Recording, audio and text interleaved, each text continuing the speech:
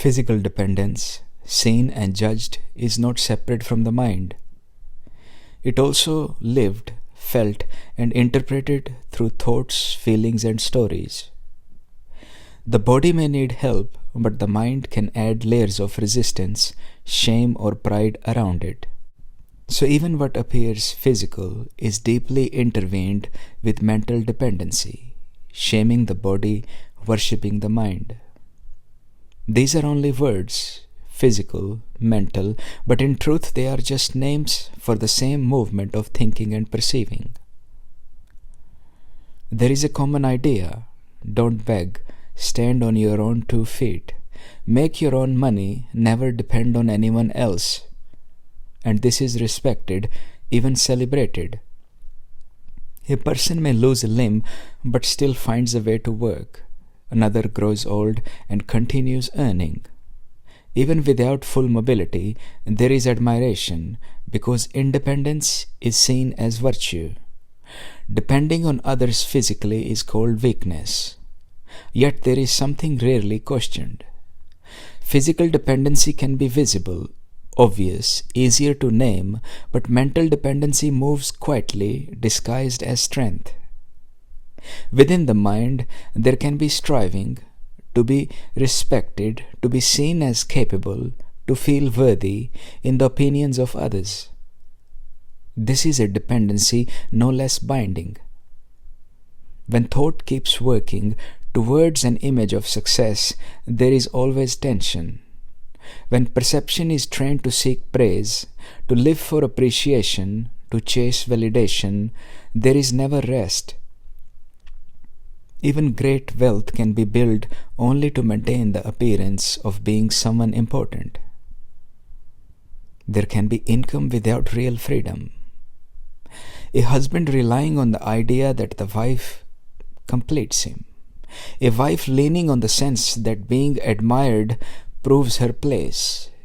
A person depending on the next holiday to feel alive again. A life arranged to be approved of. And this does not stop with one generation. The same message is handed to children. Be something, become important, depend on objects, achievements, and ideas to feel complete. Years are spent studying, collecting credentials, working to build what thinking believes will bring peace, happiness.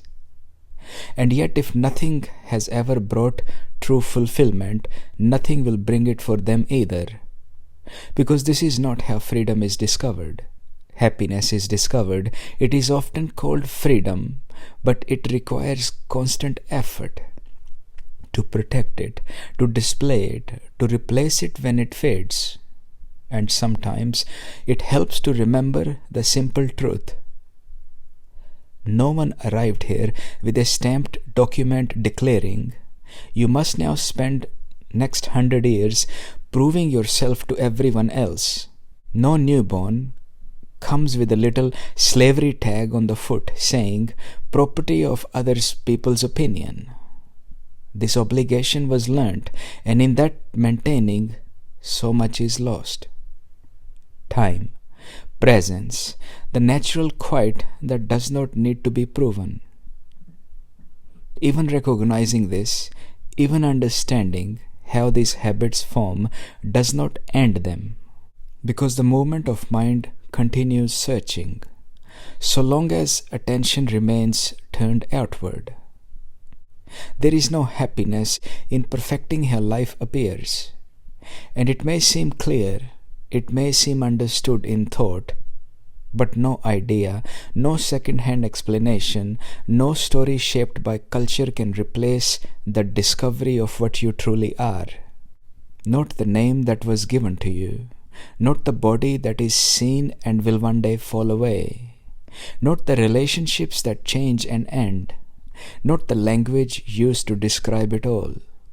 When there is a moment to look, without any label, without any history, without any story, it becomes possible to discover what is here before all of this. The one who says, my body, my thoughts, my experiences. The one who calls it my life. To know this is not an idea, it is recognition so quiet it cannot be taught or borrowed. And for this, you don't need any tools. You don't need anyone else. You don't need special programs, special books, or hours and hours of effort. Because you already are. Stay with yourself. Give time to yourself. Attend yourself more closely than anything else. Find the center that does not move. Discover the one who is aware even now. And see what remains when everything else is let go. Not by leaving the world, not by escaping your life, but by no longer grasping the constant movement that names, compares, and measures everything. From the largest idea of the universe itself to the smallest thought about what you are. From the center of perfect future to the word I and every story woven in between, all of it is one movement of mind.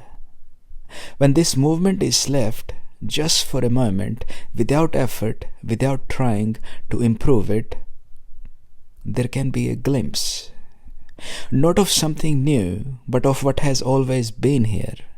Your natural being, untouched by comparison, not defined by any idea. It does not require hours of discipline or special knowledge, just the willingness to rest, to leave this movement alone, and to see what remains when nothing is added. Even this understanding, these words, this recognition is still part of the mind's movement.